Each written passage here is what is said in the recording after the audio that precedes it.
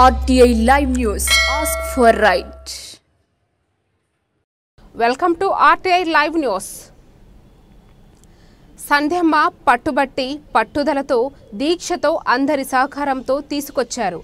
అమ్మవారి ఘటనలతో పుర ప్రజలతో కలిసి తిరువీధి జరిగింది. ఎన్నికలలో ఇచ్చిన హామీ మేరకు ఎమ్మెల్యే గెలిచిన వెంటనే అమ్మవారి పండుగ చేస్తానని చెప్పి చేసి చూపిస్తున్న మంత్రి సాలూరు పట్టణంలో 14 ఏళ్ల తరువాత శ్యామలాంబ అమ్మవారి ఉత్సవాలను ఘనంగా నిర్వహించడానికి నిర్ణయం తీసుకోవడం విశేషం. ఈ కార్యక్రమంలో ఆంధ్రప్రదేశ్ గిరిజన శ్రీ శిశు సంక్షేమ శాఖ మంత్రి గుమ్మిడి సంధ్యారాణి పాల్గొనడం జరిగింది.